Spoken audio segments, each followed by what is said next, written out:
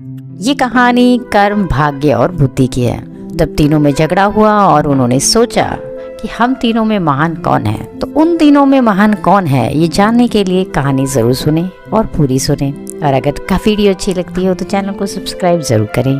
एक दिन स्वर्गलोक में कर्म, भाग्य और बुद्धि ये तीनों चर्चा कर रहे थे कि कौन सबसे बड़ा है। कुछ दिन बीत गए, लेकिन फिर भी यह तीनों इस बात का निर्णय नहीं कर पाए कि कौन बड़ा है। एक दिन नारद मुनि पास से गुजर रहे थे तो उन्होंने देखा कर्म, भाग्य और बुद्धि आपस में किसी बात को लेकर झगड़ रहे हैं। नारद मुनि तीनों के पास गए और पूछा, आप तीनों किस बात पर इतना झगड़ रहे हैं? तब कर्म, भाग्य और बुद्धि ने बोला, हे नारद मुनि, अब आप ही विचार कीजिए कि हम तीनों में से कौन महान है। नारद मुनि ने हंसते हुए कहा कि ठीक है, लेकिन इसके लिए आप तीनों को पृथ्वी लोक में जाना होगा और 1 सप्ताह तक साधारण इंसान के साथ रहना होगा। आप तीनों में से जिसके प्रभाव से उस इंसान का भला होगा उसी को महान घोषित किया जाएगा। यह सुनकर तीनों पृथ्वी लोक में जाने के लिए राजी हो गए। जब पृथ्वी लोक में आए तो उन्होंने जंगल में एक गरीब इंसान को पेड़ काटते हुए देखा। उन तीनों को लगा यही सही इंसान है जिसके शरीर में हम प्रवेश कर हम अपनी महानता सिद्ध कर सकते हैं।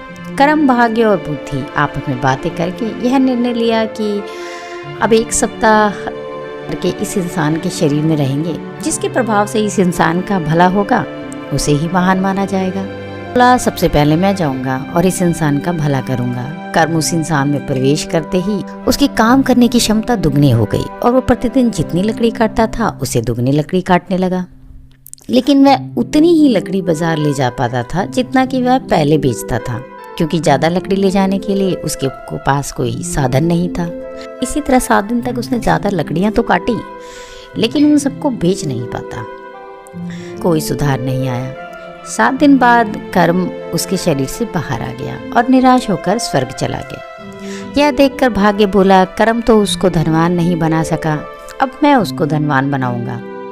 कहकर भाग्य उस गरीब इंसान के शरीर में प्रवेश कर गया। भाग्य के शरीर में प्रवेश करने के कुछ देर बाद जंगल में उस गरीब इंसान को बहुत सारा धन मिला। उस धन को पाकर वह खुशी से झूमने लगा। धन को कैसे संभाल कर रखते हैं और से उस धन का सही उपयोग किया जा सकता है, इसका ज्ञान उसको था ही नहीं और उसने सारा धन खर्च कर दिया। 7 दिन बाद भाग्य भी उसका साथ छोड़ दिया और निराश होकर स्वर्ग चला गया।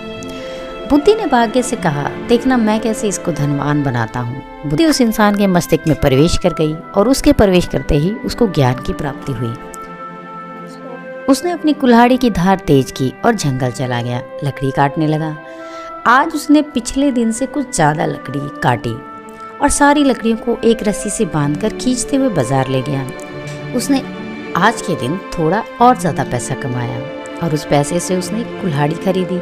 अब उसके पास 2 कुल्हाड़ी थी और जब लकड़ी काटते हुए एक कुल्हाड़ी की धार खत्म हो जाती तो वह दूसरी कुल्हाड़ी का इस्तेमाल करता। इससे वह पहले से बहुत ज़्यादा लकड़ी काट पाता। इन सब लकड़ियों को बेचकर वह पहले से ज़्यादा पैसे कमाने लगा। उसके पास उस पैसे को सही जगह खर्च करने का ज्ञान था। देखते ही देखते 7 दिन में ज्ञान की मदद से उसने बहुत पैसे कमा लिए। 7 दिन बाद बुद्धि का समय खत्म हुआ, वह वापस स्वर्ग चली गई। स्वर्ग में जाकर बुद्धि, कर्म और भाग्य से बात कर ही रही थी। उसी समय नारद मुनि उनके पास आए और पूछा, आप लोग धरती पर गए थे, क्या हुआ?